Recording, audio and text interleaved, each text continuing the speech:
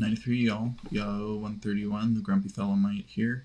Today we're going to be talking about the magical record. So first of all, before getting into some resources and texts that talk about this, just want to talk briefly about what is the magical record, how do you do it, what does it involve, what does it not involve, that kind of thing. So this is just going to be a brief video discussing these topics. Obviously you can go much more into depth. And of course, Thelemic Union has an online course meant to be an introduction to daily spiritual practice based on Thelemic Magick, and there's a whole lecture on the magical record and extra tips and tricks in there. So there's a link down below for that if you're interested. So first of all, what is the magical record? The magical record is essentially the record of your magical practices, to cut it short. In the tradition of Thelema, with Crowley's Thelemic Magick, we view the magical record as something like a lab book for a scientist. It's a record of your experiments with spiritual practices and your different experiences, specifically spiritual experiences or anything having to do with your magical practices. The magical record, by the way, is sometimes called the magical diary, magical journal. There's a lot of different words for it, but it all refers essentially to the same thing. So is it the same as your regular daily diary that you write about the course of your day? No, not exactly. Again, its focus is on your magical practices and the different things that you're doing to try to accomplish the great work. So there's different examples that Crowley has of his own magical records, and I would say he actually strays from this purpose several times. So for example, I don't think you need to record when you eat a pear or what you had to drink that night, unless it has to do with your practices somehow. For example, if you're feeling particularly full or you're drunk from having alcohol and you go into your practices, those might be interesting aspects to consider how they're affecting your practices. But the magical record isn't supposed to be a record of every single interaction and every single little thing you do during the day. One way to think about the record is that it's a collection of your practices, and it shows your progress, where you've made errors and had successes, and you can think about it in terms of you looking back on the record.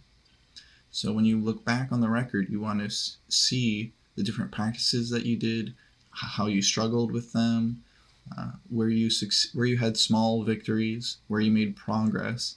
And if you fill it with a bunch of mundane concerns, mundane conversations, went to the grocery store, I talked on the phone to my friend, it's going to be a little overfull.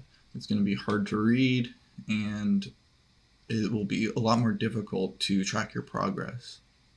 So some people wonder, should the magical record be a physical book, or should it be kept electronically? This is really a matter of preference, but you should understand the benefits and disadvantages of both.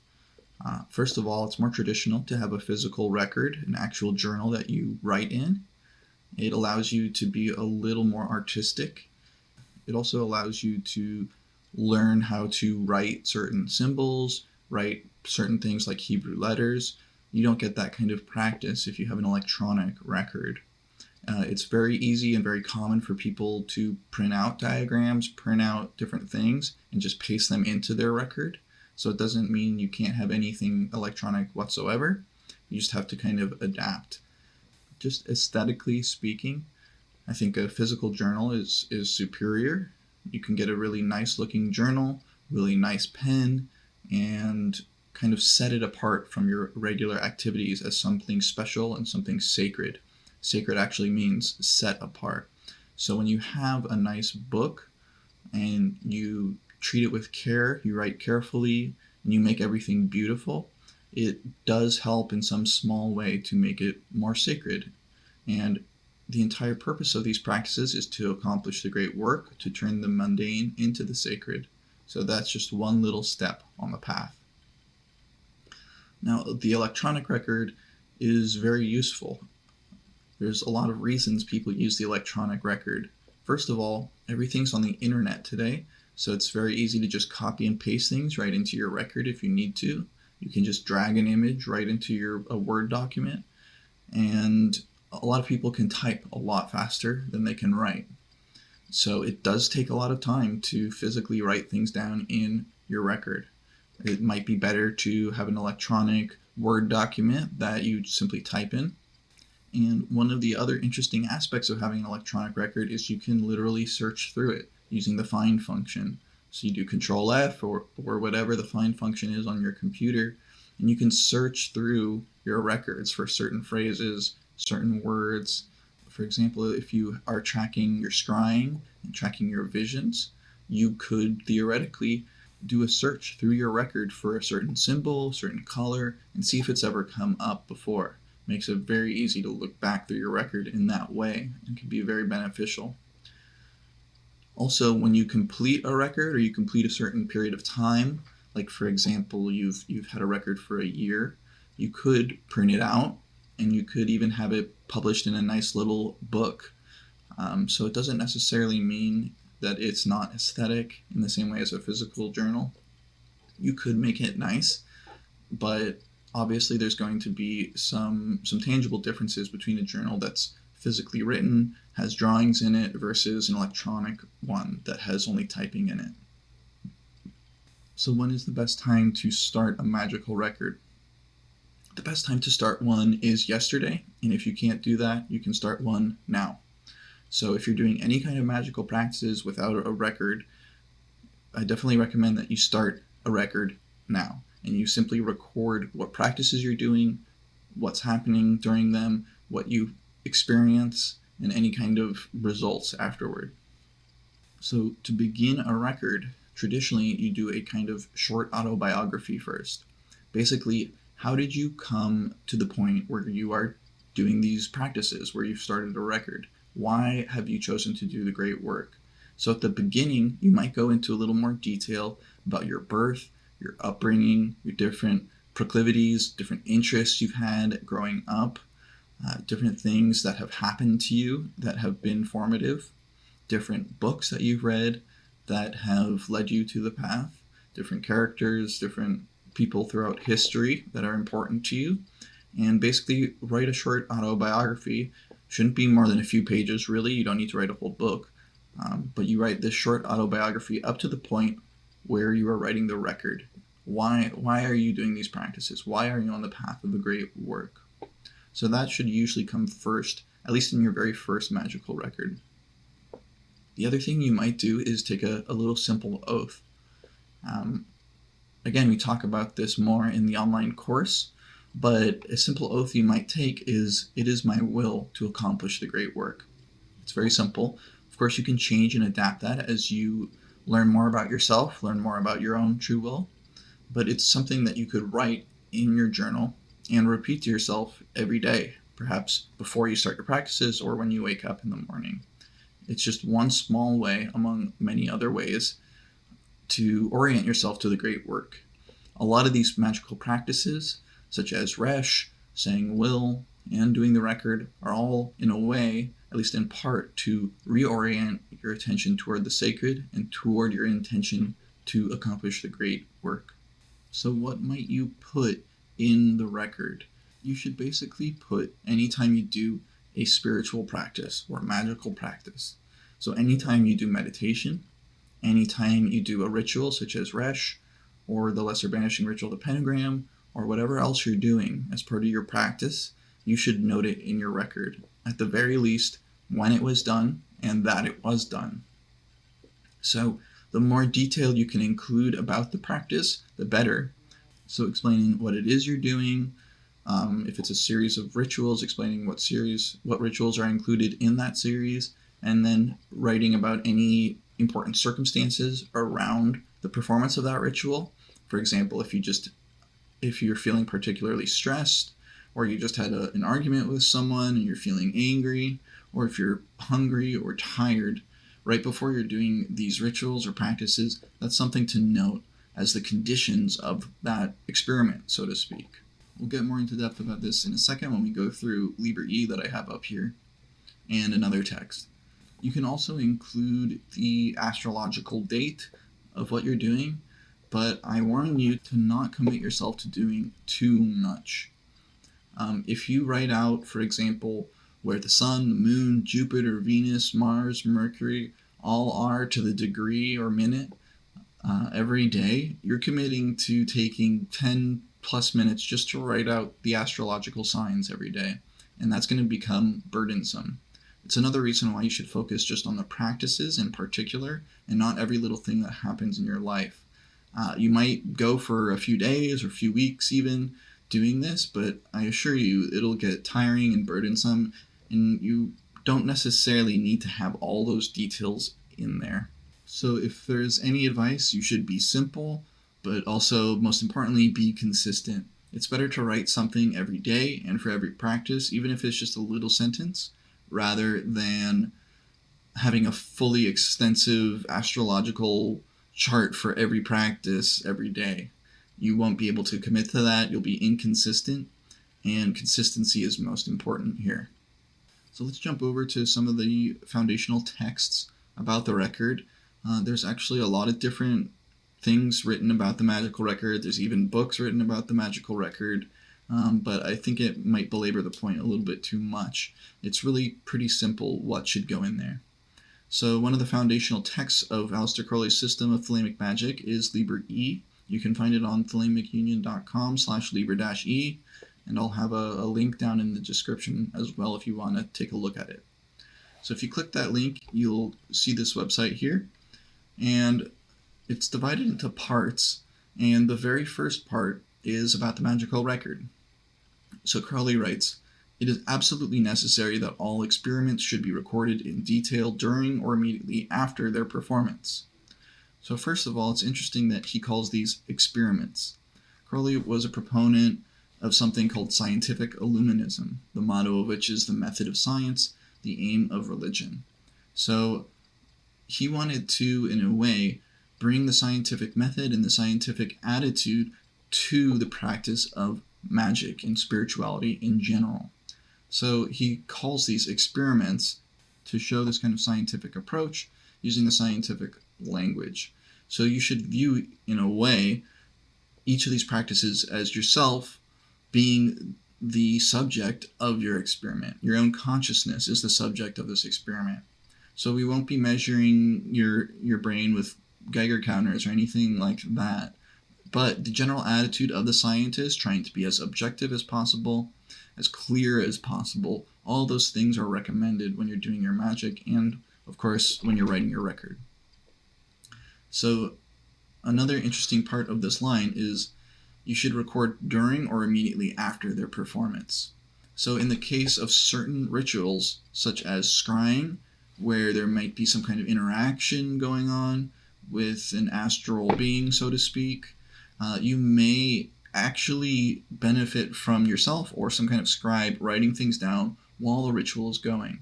Otherwise, that's going to be a distraction for most rituals, especially if you're a beginner just starting your practice. You should be waiting until after your practice to write down the results. But it should be done immediately after. So similarly with recording your dreams, if you wait a few minutes or even wait a few hours, the longer you wait, the more you will forget about what happened. Your memory is not perfect, and it will alter things slightly and fill in the blanks for yourself the more time you take after the ritual to write down your results. So you should try to write down what happened immediately after your rituals. If you're doing a series of rituals, for example, you're doing Resh and a pentagram and a hexagram or whatever else, wait until they're all over to record it. You shouldn't interrupt your practices to write in your record in that way. So moving on, he says, "It is highly important to note the physical and mental condition of the experimenter or experimenters." So like I was saying before, if there's any particular issues going on before you're doing the practice, you should note that. So if you're physically in pain, if you're hungry, or you ate too much, that's all actually relevant to the practice. Say you're doing a pentagram ritual every day or twice a day, you can look back through the record and see if you felt like it was more efficacious at certain times, and you might start to notice a pattern. Oh, maybe I should wait to eat until after my rituals in the morning, for example. You should also note the mental condition of the experimenter. So if you're feeling particularly scattered, if you're feeling sad, angry, distracted, those are all notable aspects of your spiritual experiment, of your ritual practice.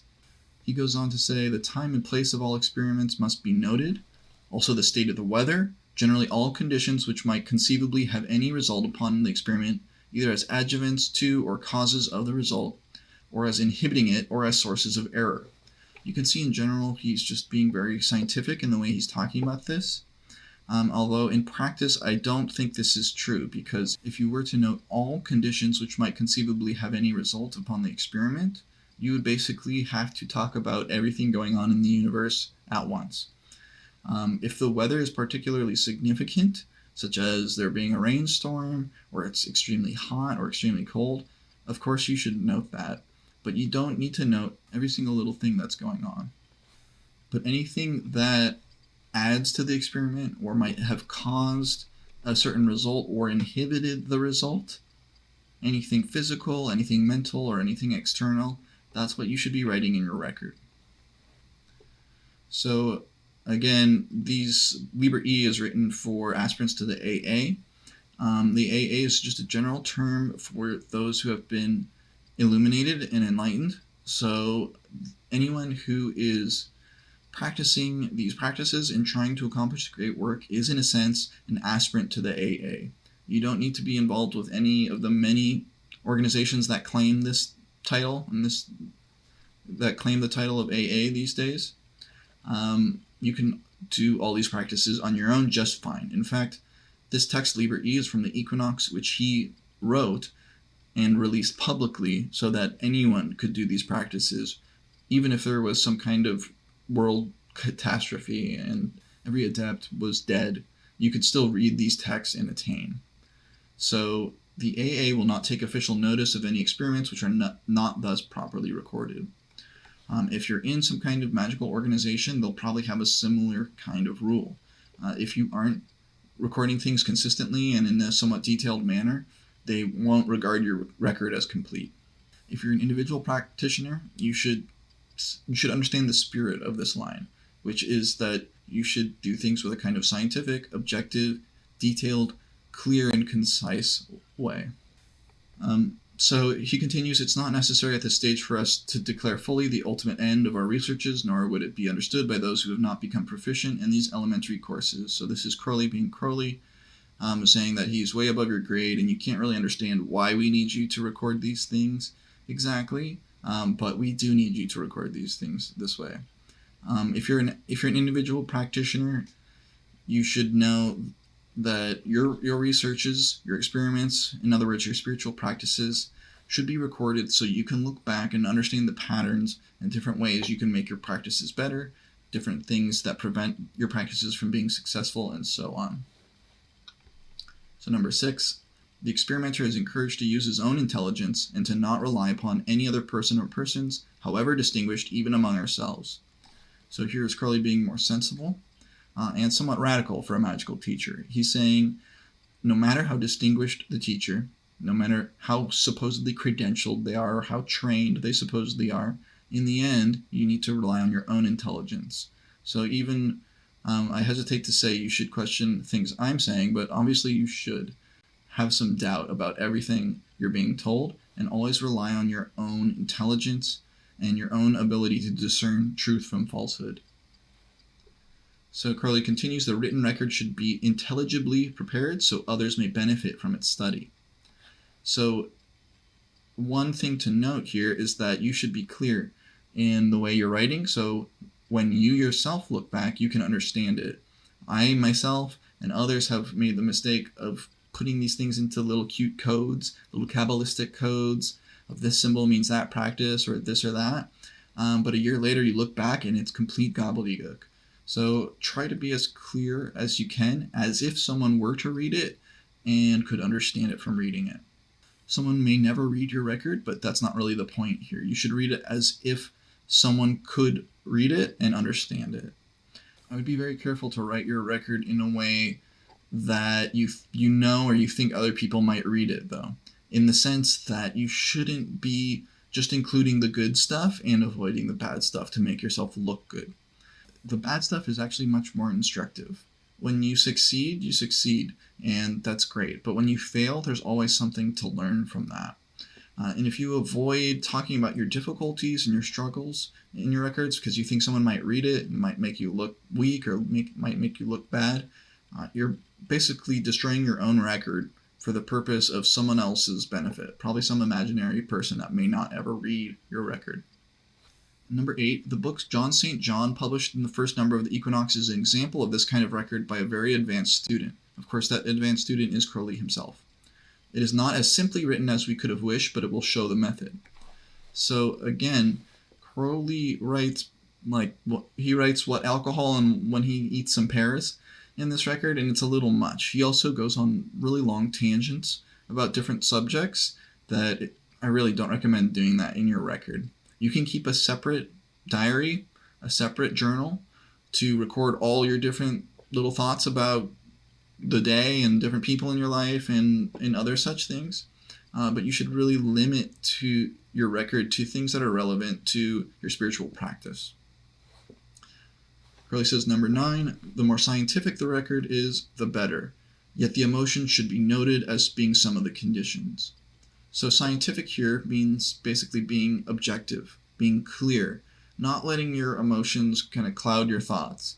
I feel really inadequate, so I'll write some grandiose stuff in here to make myself feel better. Obviously, you shouldn't do that. You should be as objective and basically as brutal with yourself as possible. The clearer you are, the more accurate and honest with yourself you are, the better the record. And future you will thank you for being honest with yourself. So he writes, then let the record be written with sincerity and care, and with practice it will be found more and more to approximate the ideal. So sincerity and care are 2 qualities that you should have with the record. And it's interesting, he says, eventually it will more and more approximate to the ideal. So, in other words, you can't expect perfection immediately, nor can I tell you exactly what can be included in your record at first. Over time, you'll realize, I should have included this or that, or I really didn't need to include this or that. So don't beat yourself up if your record is a little incomplete at first, but always strive to make it better, clearer, and more honest over time. So Liber E was written 1909 or so, and then almost 40 years later, he wrote Magick Without Tears, a bunch of letters to his students, and one of the last letters is called Method of Training. A lot of people recommend Magick Without Tears to beginners, but I think that's actually kind of a mistake because he was clearly on a lot of coke when he wrote all these letters. So there's a lot of stuff in here that's just totally irrelevant, him making a lot of sarcastic jokes, a lot of obscure references, and really none of that is particularly clear or relevant, especially for the beginner student. So I'm going to kind of jump around this letter because he's being a little cutesy, like usual, and like I said, making a bunch of obscure references. So if you go to chapter or letter 81, Method of Training, you can see some of his view of the magical record. You can see this highlighted line. The first and absolutely essential task for the aspirant is to write his magical record. So again, when should you do the record? At the beginning of all of your practices. If you haven't already started it, you should start now. Okay, let's skip a little bit of his blathering and go down here. So he says the construction of this record is incidentally the first step in the practice called samasati, which leads to the acquisition of the magical memory, the memory of your previous incarnations. So there's another reason terrifically cogent for writing this magical record as clearly and as fully as you can. The best explanation of how to set about the task is given in something called Liber Thisharb. What he's referencing here is a practice where you essentially remember your day backwards, then remember your week, then remember the month, remember everything backwards throughout the years, and then eventually you're supposed to kind of pierce into the previous incarnation where you can supposedly remember your past lives. I think this is a little extra from Crowley. The primary point of the record is to record your practices in working toward accomplishing the great work. Past lives, in my opinion, are not really particularly relevant to your true will now. So suppose you believe in past lives to begin with. The fact that you were, a shoe salesman in your past life means absolutely nothing, really, for your life now. Even your childhood of this life, your desires and proclivities then do not bind you to any kind of particular course of action now as an adult. It's information, it's data that you can have to kind of understand your tendencies and patterns, but I wouldn't get too caught up in this. In fact, I'll probably have another video where we talk about the idea of death and past lives in Thelema, and Aleister Crowley was uniquely skeptical of what happens in the afterlife. Although he claimed past lives, he was also kind of a trickster, and he was very clear that he did not view this as an objective truth. But moving beyond that, getting back to the record, in this paragraph here it says, "Some of this sounds rather advanced and technical, but it ought to give you a general idea. You should begin with your parents and the family traditions. Circumstances of your birth and education, your social position, your financial situation, your physique, health, illnesses, your vita sexualis, your sexual life, your hobbies and amusements, what you're good at, what not, how you came to be interested in the great work, what, if you've been on the false trails, such as theosophy, anthroposophagists, as he called them, sham Rosicrucians, etc., has been your previous condition of servitude, how you found me, Aleister Crowley, and decided to enlist his aid. That by itself helps you to understand yourself and me to understand you." So Crowley here is basically saying what I said earlier about the autobiography at the beginning of the record. You should write all these different things about how you came to Thelema, how you came to this system of Thelemic magic, and in particular, how you came to undertake the task of trying to accomplish the great work. He continues, "From that point, the keeping of the record's quite easy. All you have to do is put down what practices you mean to begin, how you get on with them from day to day, and at intervals, what I have to say about your progress." So the idea is that he would look at the students' records and make comments, and the students would take in that advice and change their practices and so on to be more in line with what the teacher thought would be best. You don't need a superior or a teacher to do this work, of course. There are many individual practitioners. The main point here is that all you have to do is put down what practices you mean to begin and how you get on with them day to day. You don't need to make it terribly complicated after that. So Crowley continues, "Remember always that we have no use for piety, for vague chatter, for guesswork. We are as strictly scientific as biologists or chemists. We ban emotion from the start." So again, the idea is that we don't want emotion kind of clouding our clarity and our objectivity when we're writing in our record. Of course, if you're having emotions, like he says in Liber E, those are part of the condition, so you should note them, but you shouldn't let those emotions obscure your clarity. So that's really all that needs to be said about the magical record, at least in this kind of introductory video. I hope it's been helpful for you. Again, Thelemic Union has an online course that's meant to be done over 120 days to start your daily spiritual practice. One little part of it teaches the magical record. So there's a link below if you're interested in that. Otherwise, thank you for watching. Please hit subscribe, leave a comment, give me a 93, let me know what topics you'd like me to cover, and maybe I'll get to them. All right, thank you. 93.